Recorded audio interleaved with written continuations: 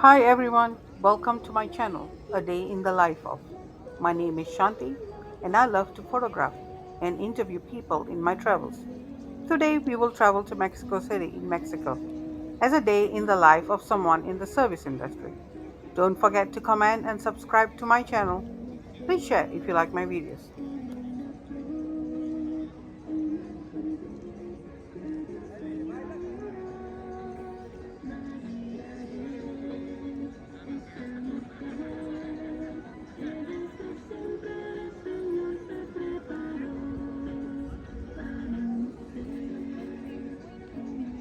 So, Monica, tell me, how long have you been in the service industry? I think maybe 11 years. 11 years. Yes. And how do you like your day-to-day work? Well, I think that I have the thinking of be someone different or someone to touch the life of the person or the client.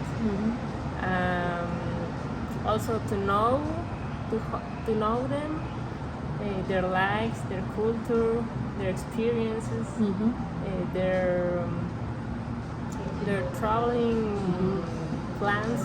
So that's what I like. I see. And do you get to travel the world with the people you meet in your work? Do you feel like you get to travel the world? Yeah, because also I have also the opportunity to travel, and when they say, "Oh, I live in Barcelona," or "I live in the U.S. and Florida," maybe I remember, and I also imagine that they send me some places, and that I imagine that. I see. So tell me, what is the most important, the first thing that comes to your mind when you want to give someone a positive view of Mexico? What is the first thing that you want people in this world to know about Mexico City? The good Their things food. about Their food. the Their food. Yeah, absolutely. I think that there is no place in the world that has the food of the Mexican food Yes. and all the ingredients that we have. And what is your favorite food? Um, Chilaquiles. The chilaquiles? Yeah. Can you explain to the audience what is a chilaquiles, like me, who don't understand what a chilaquiles is? Yeah, right. It's fried tortilla with a sort of sauce, green sauce or red sauce. You put it cheese and cream, and you can add some egg or chicken or meat. I see. I love Mexican food. It's hard to find authentic Mexican food in the US sometimes. Yeah. But there are places, and we usually take our Hispanic friends, and they will tell us, "Oh, this is the most closest to Yeah. authentic Mexican food Yeah. that I you get will eat." So that's good to know your favorite food. And definitely, besides the food, what else would you think is that you want to know the positive of They're monuments. monuments? Yeah, the monuments. First of all, the ones that are in Reforma Avenue, Okay. from the Chapultepec Castle till downtown the cathedral. There are beautiful monuments. I see. That's a very beautiful area. We have been there, I think, many times and passed by that. It's a very beautiful area. If you were given an opportunity to leave Mexico for a better life, would you go? Yeah, I think so, but just if I can take with me my family. If you can take with your family. And if you don't mind sharing, who is in your family? My grandma, my mom, and maybe my partner. I see. Okay, that's very good. Would you go as opportunity as work, study, or both? Both. Both. Yeah, when I was younger, I was thinking about it, but the union with my family takes me more. I have the opportunity to go in another state of Mexico to study and learn, and then I went back. But I learned that I didn't like it so much. I see. To work is hard without the family here. But as a vacation, that was good. And so, where would you choose to go if you had that opportunity? If you're given that opportunity to go right now, which Well, is your favorite country to go to? I don't think that a specific country, but if a country that exists where the government has a lot of positive laws, I can take one. When they have a laws, green laws, equality laws, and take more for the people. Look for the people. When you mean equality, what do you mean? Like in the positions of the company that has the equal salaries from women to men, I see. and that give you opportunities to be in a specific position. I see. Do you feel that in Mexico that the women and men are not paid equally? That's a certain That's situation. that's a Yeah. certain situation. Are there any reforms being done, or is there the woman fighting for some equity? Yes, there is forms to that, but also women fight for that Fight for that. because there are many companies that doesn't matter with the laws and says, oh, I give you this, for you I give this, and doesn't matter. Doesn't matter. That's very good to know. You know, yesterday we ended our interview and you were talking about what are the three most important things that you feel that you would like the government to change for Mexico. A lot of people risk their lives to go to the US, knowing well they can either be kidnapped, killed by the coyotes, or die due to weather, lose their children. You know, there are so many reasons. They must really feel that the opportunity there is much better. What do you think the government can do to ensure that they won't risk their lives so much to go? You know, some people get lucky, then a lot of people are very unlucky too. Yes. We hear a lot of horror stories. So, what do you think the government, one or two things that they can do to stop this?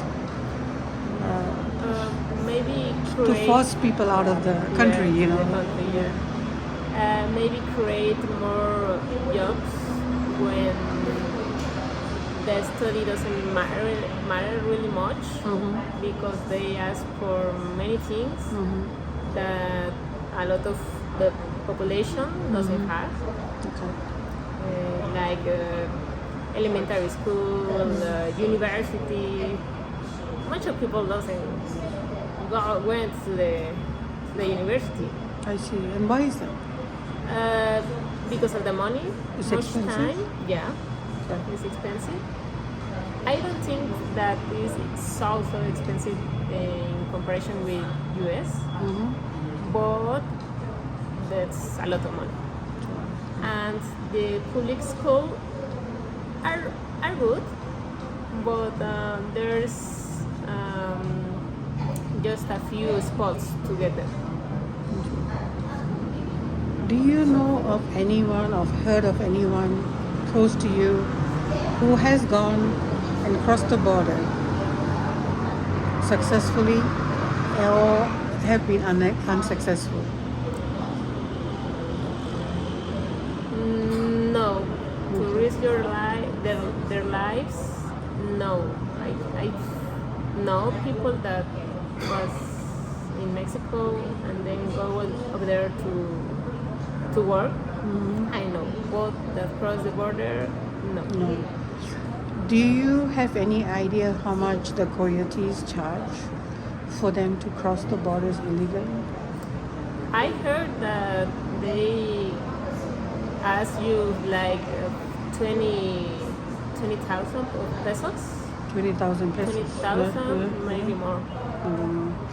That's a lot of money. Yeah. How do you think they're going to pay back the 20,000 pesos? No, it's the risk that people take when they say, okay, we are going to be over there and you make me cross the border. So I'm giving you my faith and give you my money, all the money that I have. And that's a risk. Yeah, that's a big risk.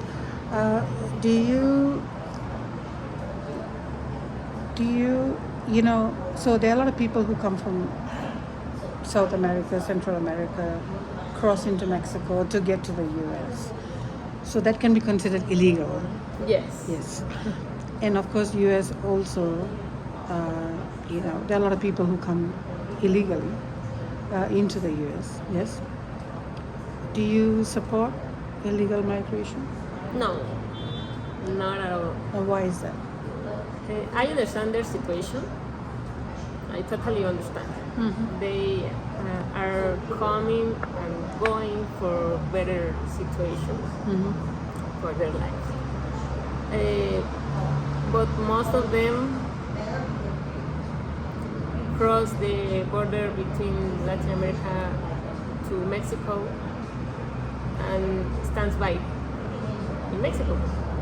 And here they make their assaults or maybe frauds, or maybe just asking to money borrow or donations with no actions.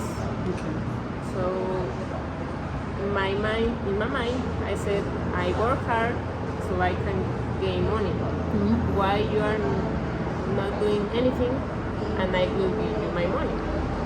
But what if they work hard? So my question is, what if they do jobs that Mexicans don't want to do? Just like in US, there are a lot of people who go, but those are the jobs that the Americans may not want to do, right? So example, farming. I think that's a big thing. So what will happen if they did jobs that the Mexicans don't want to do? I know that's more difficult to because I think there's a lot of similarity still between the Latin American countries and the Mexican countries. But would you still be opposed to that? No. As long as they paid taxes and they worked for their... Yeah, as long as they pay their taxes and be hardworking, it's all that matters. Yeah, that's good to know. So, in the world right now, there's a lot of imbalance. After COVID, it's been said that things are very extreme. In a lot of countries, people have extreme views about things. Are there some extreme views in Mexico too? Since COVID, have people come together to want better for their country, or are they split in becoming more angry and not willing to listen to the other person? Because say for example in the States, we feel, a lot of people feel that we are not willing to listen to each other. My view is important. I don't want to listen to you. What I think is correct. So I'm not willing to understand you or say, okay, we can choose to disagree. And that's okay. We have extreme views and we don't want to come together. Doesn't matter which side we are on. And people have said that after COVID, we have just become very selfish, self-centered, And it seems to be the voice of a lot of people around the world. And there are a lot of extreme politics, extreme thinking in the world, not just one particular country, I think. Yeah. How do you think any of this relates to Mexico? Yeah, thinking with detail, Mm-hmm. I think we become more selfish. Can you give me an example? As you said, there is no respect for the another opinion that is different of you. Have you been in a situation like that? Or have you witnessed a situation like that? No, I just listen and I say, okay, all right. I'm not agree, but I respect you. Just I say like, but why? But why you think like that? So I can understand Yes, their yes. point of view. Yes. When they finish, I say, all right, Okay. I understand your point, but I think in another way. But I respect. Or just be like that. But there are some people that don't listen. Don't listen, don't respect. And yeah, I think COVID, it's supposed that, well, it's supposed that was a pause in the world, Yeah. and it have to be a change for human being. But I think it wasn't be like that. So if I'm trying to understand you, we had a pause in the world and we are supposed to change, but we are not willing to change. Yeah. Is that what you're saying? Yeah. And do you feel that if we want to move on in life, we have to be changed or stick to where we are? What do you think? Should we keep sticking to where we are, or should we be adaptable to change? No, we have to adapt and changing every day. Why do you think is that? Excuse me? Why do you think we have to change Yeah. and be adaptable? Well, to actions, our actions to the world, also with the nature, because also with one example. The weather is different now. We have extreme sunny day, and then a lot of rain, a lot of wind, hurricanes where it's supposed that doesn't be in that month. So also our actions day to day is that change of weather is the response has a repercussion to what happens. We have a repercussion.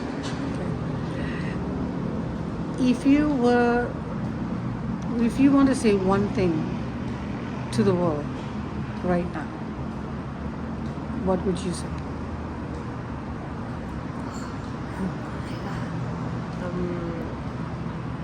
You can think about it. There's no rush. Yeah, just be better. Be Be better. Do better. Maybe the person that looks you wants to be like you. Be better. That's very good. If you have one thing you want to say to the future generation, what would you say? Be kind with your own. Work hard to be the difference in the world. That's very good. Thank you so much, Monica. Is You're there anything else you'd like to add to this interview? No, but just I hope that this was helpful for the audience, and that's it. Okay. Wonderful. Say bye. Bye.